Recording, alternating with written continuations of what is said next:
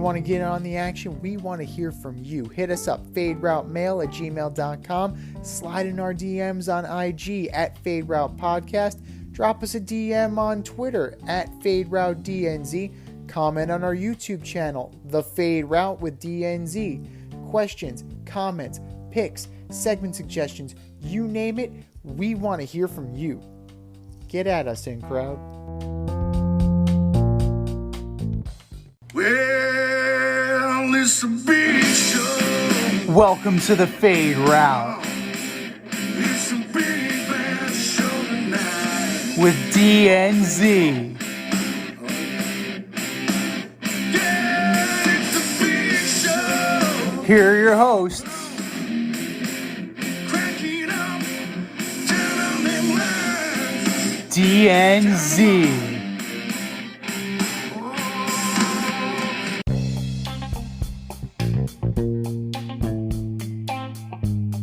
Welcome to this week's episode of The Fade Route with D and Z. I am D, and we got a great show for you tonight. The Broncos and the Texans have new coaches, terrible officiating over the weekend, and our Super Bowl matchup is set. We'll begin today's show with Tom Brady retiring again. Quarterback called it quits today over Twitter and Instagram, keeping it short and sweet. He thanked a bunch of people, but he said he's hanging it up. Z, is this for real this time, or is he going to get a call from someone in September? For his sake, I hope it's for real this time, because at this point, he has as many fake retirements as Rowdy Piper. So he's come back. I wouldn't say he's tarnished his legacy, but it definitely, he did not have the year that he wanted to close out on. I think we can all agree that Tom Brady did not do what he set out to do. Every year, his goal is to bring a championship to his team. And it just looked the shambles. You know, the Bucs, for all the good, you know, he threw 25 picks. He threw 25 touchdowns, 9 picks. But when it mattered most, guys are running the wrong routes. You know, Tom is spiking it in the dirt. He looked uncomfortable. He looked off. He looked distracted for a lot of the year. Now, a lot of that has to, you know, there's a lot going on. A lot of factors, right? His divorce, documented he hadn't seen his kids over the holidays, like many people. His cryptocurrency deal, FTX, that went up in smoke. They lost what, $650 million, something like that. And the Fox contract doesn't kick in until he retires.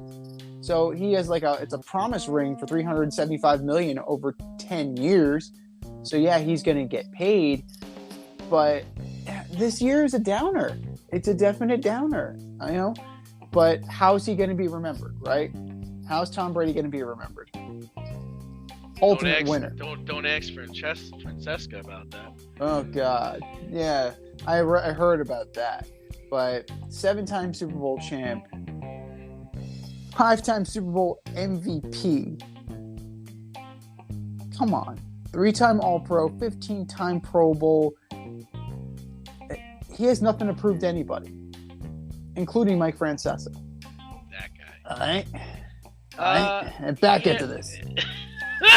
No, I mean, honestly, I think he was planning on coming back, but I think he wanted the right situation. I think he wanted to go to I think he wanted to go to Miami.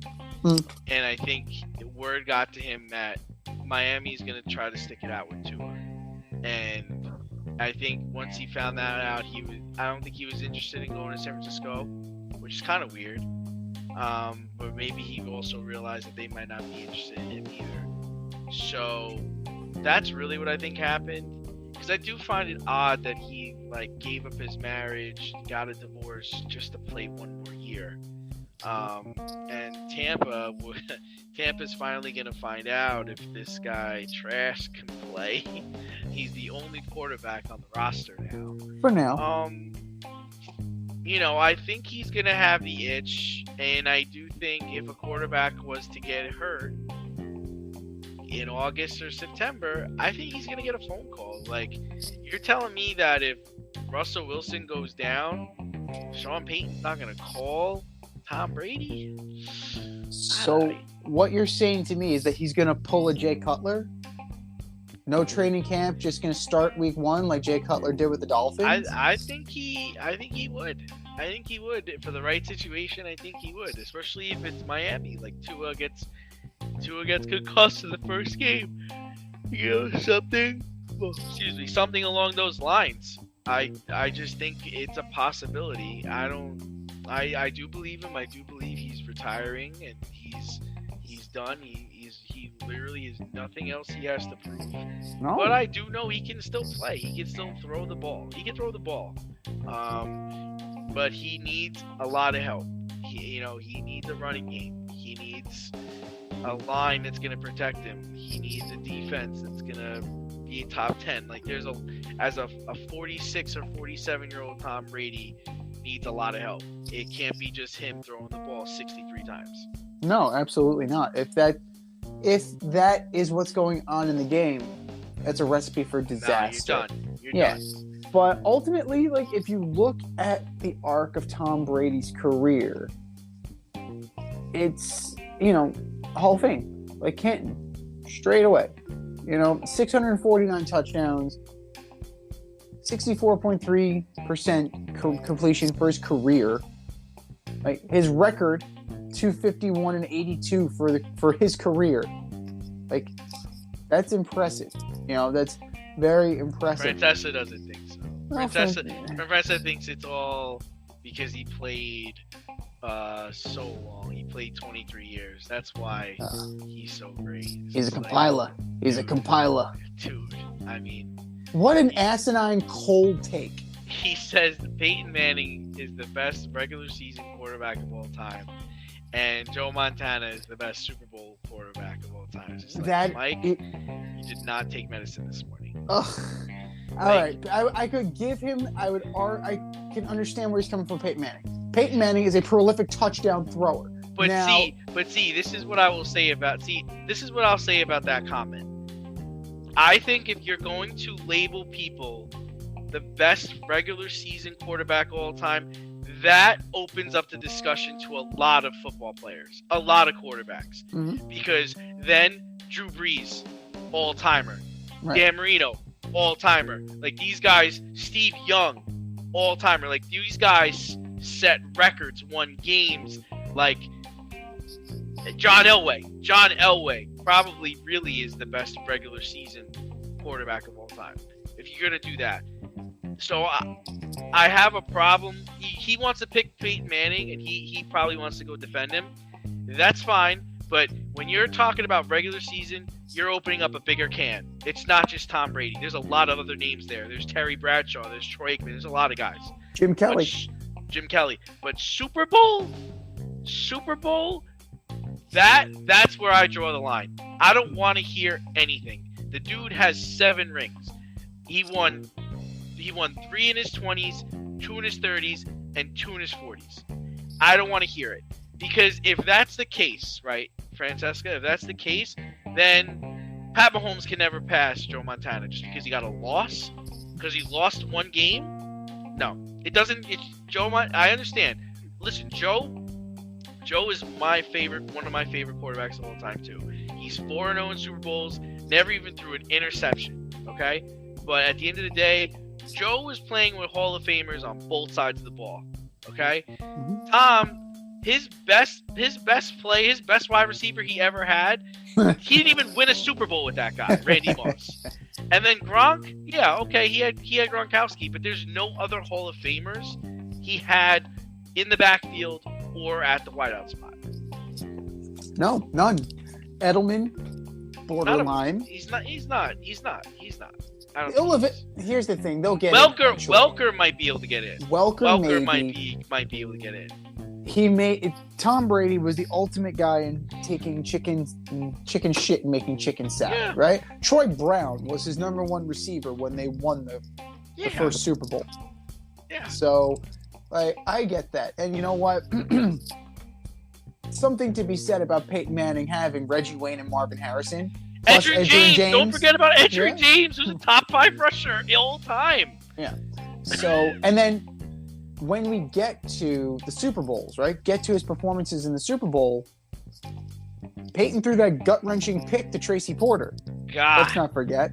God, and he had the awful one against the Seahawks when he was on Denver. Uh-huh. Listen, the conversation ends for me with Tom Brady as the best Super Bowl quarterback of all time when you look at the Seattle Seahawks win, because that was the best defense in the league the last 2 years. He only threw like 4 incompletions in that game, and on the last drive when he got the ball, he was 7 for 8 for over 70 yards, and he put his team ahead. Now what happened after that, he has no control over. You know, the Seahawks going down to the goal line and getting picked off, that's not his control. I'm talking about him versus the Seattle Seahawks defense. And then the next one is the Falcons game. 28-3. He came back and won that game. Not to mention he threw a crucial 2-point conversion screen pass on the goal line to tie it. If he throws that ball in the dirt, if it gets tipped, if he throws it over the guy's head, they lose. They lose. That's it for me. If your guy's Joe Montana, then I want to know, what would Tom have had to do to pass Joe Montana? What, 10 Super Bowls? Like, what undefeated season? What would he have had to do? That's a good question, you know? It makes you wonder what, you know, Mike's criteria is for this. You know, you want undefeated in the Super Bowl? Yeah. Like, okay, I get it. So if Tom Brady was 10-0 in the Super Bowl, would he have argued that he's better? Most likely, because Mike Francesa, is a ring chaser. He's a star chaser. He openly, you know, defines you by winning. So that's kind of who Mike Francesa is. And over the years, he's definitely been taken to task, and his opinion and his stature in sports media has been tarnished a little bit. You know, the sports pope has kind of been pushed to the wayside a little bit ever since he left FAN. And, you know, his opinion isn't as regarded by the overwhelming sports talk community. I mean, he's become more of a regional voice now. And, you know, he's entitled to his opinion, and the facts just don't bear out. Now, you can argue, and I would say it's more of a valid argument, that Brady is playing in a different time than Montana. Yeah. Like, Joe Montana, they could have murdered him on the field. Yeah. You can't breathe. You can't look at Tom Brady. Right. Like, ref, he blinked at me. 15 yards. And teams were built differently then too. Like what the 49ers were able to compile at that time, you can't do that now. And you're right. I mean, Harry Carson and Lawrence Taylor basically destroyed Joe Montana's career. Like they broke his back. I mean, the play with Carson, he broke his back on that play. So that's fine. And I'm not taking a shot at Joe. I mean, Joe is like one of my favorite quarterbacks of all time. But to break it, I have a problem with him breaking it up the way he did. To say, well, my regular season guy is Peyton Manning and my Super Bowl guy is Joe Montana. It's just like, that's just hot garbage. It's just hot garbage. Like, Peyton Manning, I mean, stop. And then if you want to start talking coaches, whatever. Franchise is a bum. Step outside of your safe area and make a statement without saying much with FCK Clout Lifestyle Apparel. Embrace the colorful chaos and stay emotionally regulated in their hoodies, snapbacks, graphic tees, accessories, and more. Season 3 merch is up now. Get it while you can. Go to fckclout.com and get all of your needs from men and women. That's fckclout.com.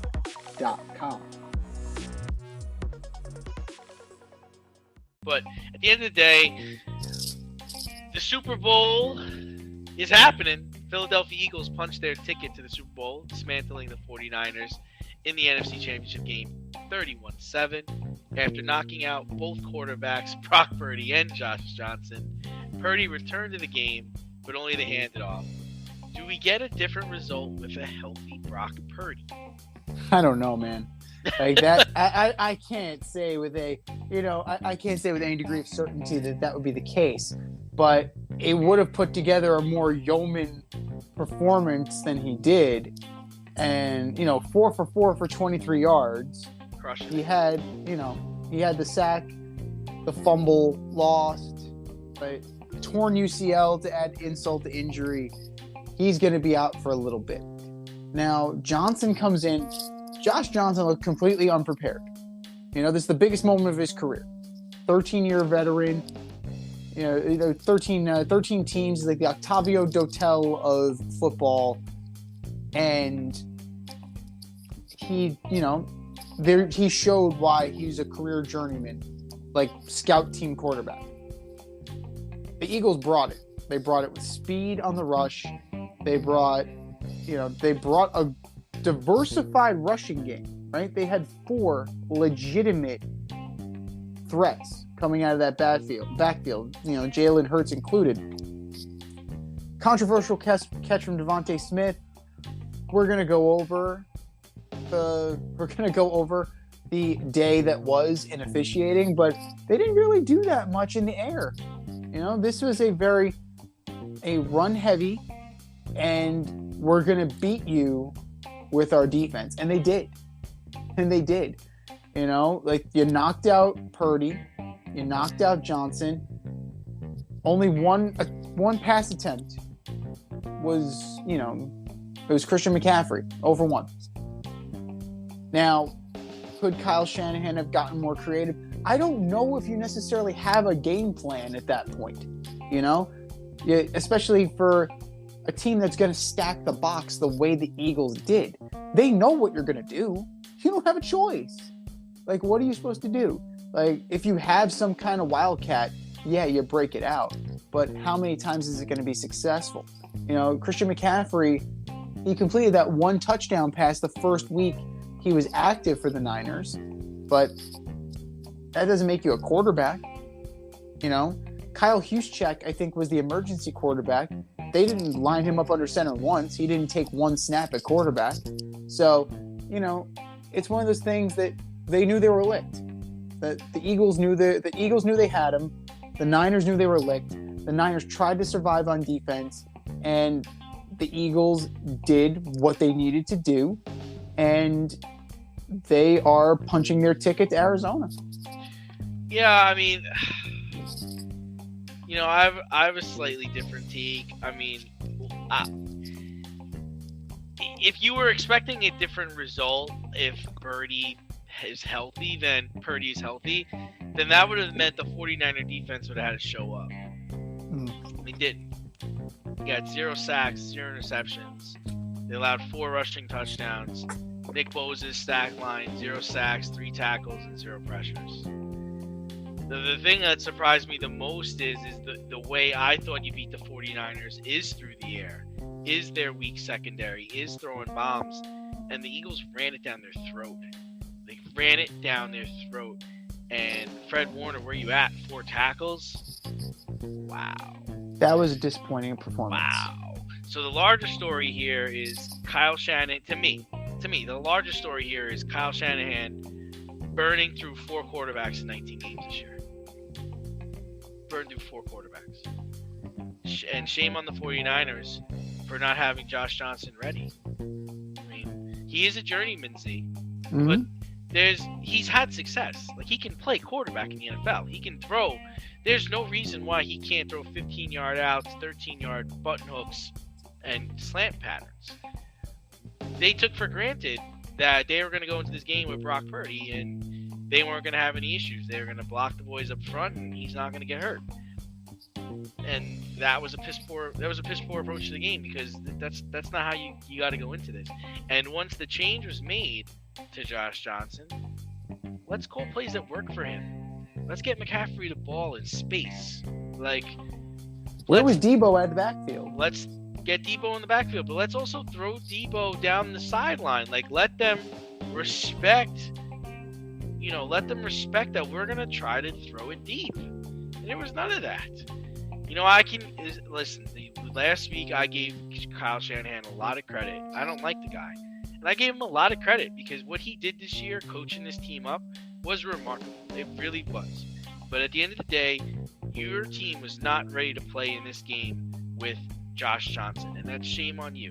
And I think the front office really has to take a good look at John Lynch and everybody there, because at the end of the day, they traded a whole bunch of picks to move up to get Trey Lance, and he hasn't been on the field. And you got all the way to the NFC Championship game with Brock Purdy and Jimmy Garoppolo over the last 4 times over the last 5 years. So what's the answer? Because now what do you do? Because now there's a lot of questions, right? Because now Brock Purdy's hurt. So if you were once thinking, hey, he could be our guy, that's out the window. Jimmy G's leaving. You could pencil him in for either Vegas or New York. You can pencil him in and he's out. I don't blame him. He should get the hell out of there. And you gotta hope Trey Lance is ready, right? I don't know. Yeah, I mean, I don't know. Like, you hang your hat on Brock Purdy, but you know what? He's down for 6 weeks, and it's an elbow. Like, elbows go. Like, that's the thing that you have to worry about. Tom is out. He's out. So, do you swing it? Do you try and poach Aaron Rodgers before? Do you sweeten the pot so much that the Packers go back on their word about wanting to trade Aaron Rodgers in the NFC? Yeah.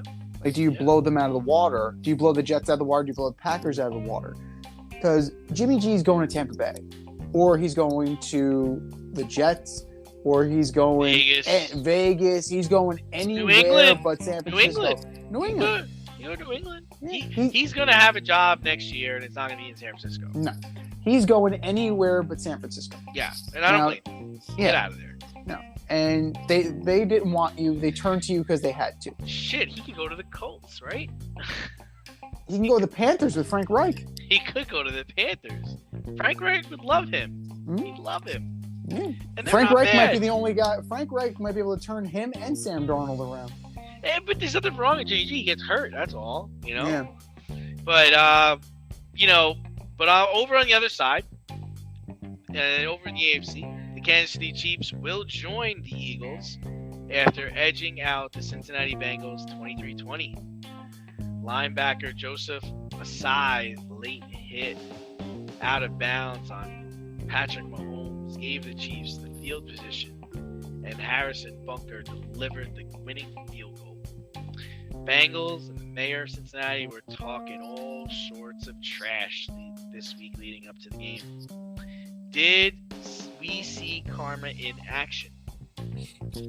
Well, we definitely saw that Travis Kelce likes wrestling. Ha! We had a Ric Flair, and we had 2 Rocks, I believe, if I counted correctly. So he bit off. If you're going to bite off somebody, bite off the best.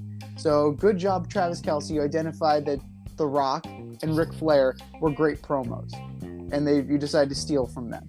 Steal from the best. I agree with that. But it definitely was karma in action for all that Burrowhead shit. You can't... Bulletin board material is real. And it was evident that bulletin board material is real because everybody cringed when they heard Mike Hilton saying, "We'll see you in Burrowhead." They were up to play. Chris Jones finally got his elusive playoff sack. So good for Chris Jones. He got 2 of them. 2? Not Not just 1. He got 2 of them. They picked off Burrow twice. And, ultimately, this was a back and forth, well contested game. The two bad throws by Burrow aside, they hung in this game, and they had the lead. So this was as close to a pick'em as you can get. You have, a very formidable team. Now, the Kansas City run game, non-existent. Isaiah Pacheco only had 26 yards. He's your leading rusher. It's wild. That's a problem. That's definitely a problem. But, if you look at the other side, rushing yards were at a premium too. The Bengals only totaled 71 yards, and Joe Burrow led the team with 30. We know what happens when that happens. Yeah, just ask Josh Allen. But, it was a coming out party for Marquez Valdez-Scantling, 6 for 116 and a touchdown. If he can sustain that, right? Because you lost Hardman, you lost Tony, you lost Juju. They're all kinds of banged up. Thankfully, the Super Bowl is in 2 weeks, so you can get these guys back. But if Valdez-Scantling is able to put together a performance in 2 weeks like he had on Sunday, I think the Chiefs are going to, have a very solid day against the Eagles, right? Because you have Bradbury, you have Slay, but that's a lot. That's a lot to try and cover, between Juju, Hardman, Tony, Kelsey, Valdez-Scantling. That's a lot. That's a lot of firepower. We're going to see what the Eagles are made of, but I'm going to talk about the Osai hit for just a second. Now, it had to be called, right? Mahomes, he was going out of bounds. Did it though? It did. I don't know, man. It's tough. His momentum is taking him that way. I think it's a tough. I get it.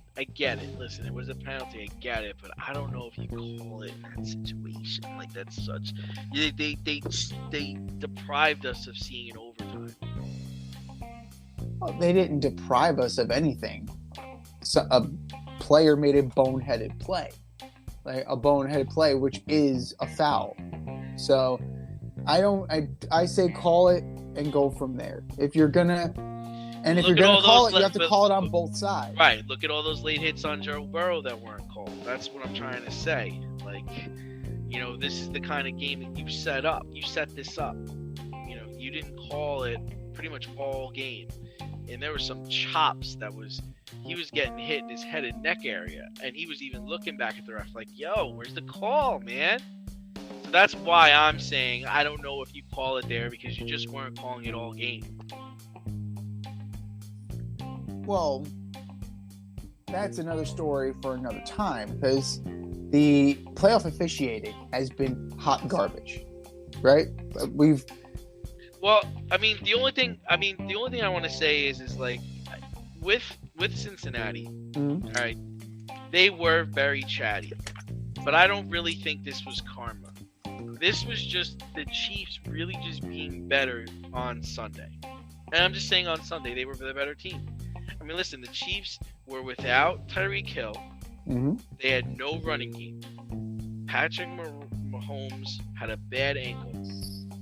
They lost their best corner during the game, and they still won by 3. Like, listen, I was rooting for the Bengals. I wanted the Bengals to win, but I can't get upset after seeing the performance by Mahomes. He had over 300 yards, no turnovers, 2 touchdowns, and he had to run at the end of the game to seal it. I'm not going to say it was karma because the Bengals were the defending AFC champions. They did beat the Chiefs the last 5 times they played them. So I just think they got beat because the Bengals had their opportunities.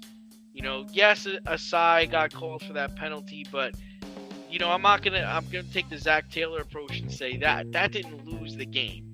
Okay, the Bengals had their chance. They had many a chance that they blew, and Kansas City capitalized it. They got those 2 interceptions on Burrow. They were having trouble protecting him. There was actually a drive right before the Chiefs got the ball where the Bengals had the ball and they didn't score and they gave the ball back to them. So it's just the way the cookie crumbles.